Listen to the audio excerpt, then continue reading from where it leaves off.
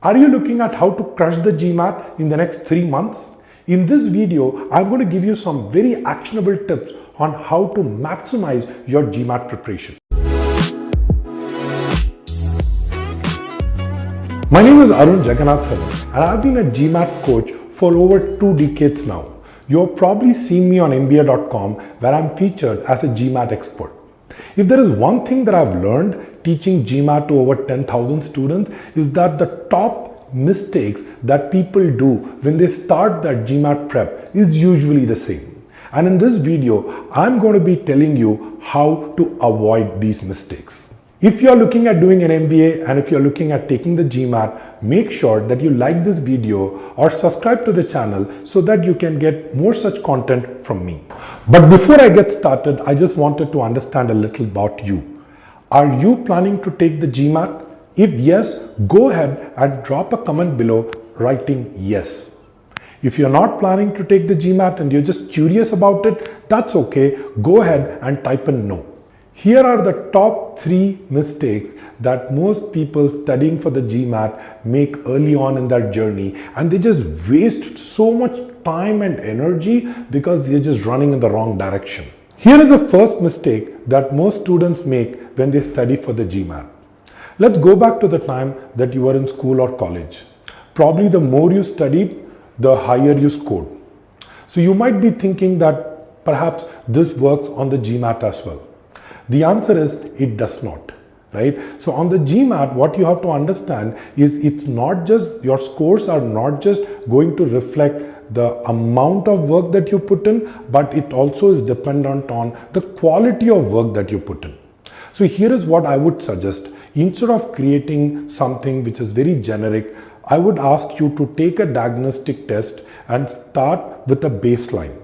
Right? So let's say on a scale of 200 to 800, you start off on a 500. Your first goal is to see what does it take for me to go from a 500 to 600. Usually this phase is the learning phase where you're trying to learn concepts that you might have forgotten, right?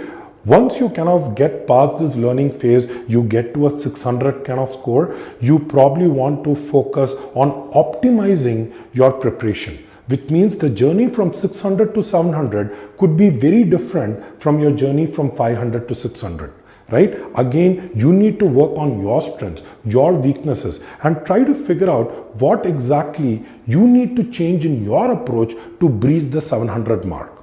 The journey doesn't stop even there. Even at a 700 plus level, you actually want to get into the strategies to see what could help maximize your GMAT score on the test day.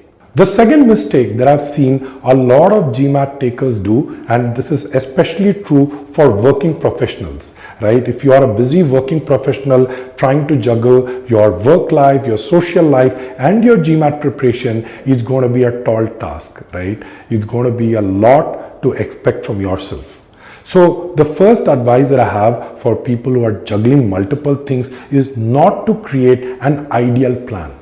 An ideal plan where you're expected to study 2 hours a day for 5 days in the week and maybe on the weekends put in 3-4 hours, right? On paper it looks great, but it's doomed to fail because you have to understand that the last time that you were a student, when you were in college, probably the only thing that you had to do was study, but not so anymore. So what do you really do to manage this? So one of the things that we do in Crackverbal is we have a goal-based plan. So what happens in a goal-based plan is you have a week which is slightly flexible, but you have a goal that you want to meet at the end of each week. So think of it as short sprints that you're doing every week so that you kind of meet your eventual goal. This gives you not just the flexibility, but it also doesn't put the pressure and the guilt if you end up not studying on a day. So make sure that your study plans are not based on effort, but they are based on reaching certain goals. And the third mistake that people do is they just drown in material, right? So the advice that I have for you over there is just do the official material that is given by GMAT. right? And I cannot underscore this more, right? GMAT spends up to $2,000 for every question that they create. The kind of finesse that you have in those questions, right, is something that is very hard to replicate. So what happens when a person starts his or her GMAT journey, goes online, and then you have the problem of plenty. You go to GMAT Club or you go to any website, there is just so much for you to download that it becomes crazy, right? So the third mistake that you might end up making is just downloading all these material and trying to think, can I get through all of these? Instead of that, let's have a very essentialist mindset. Let's pick only the official material and let's look at a technique that will help you crack those questions.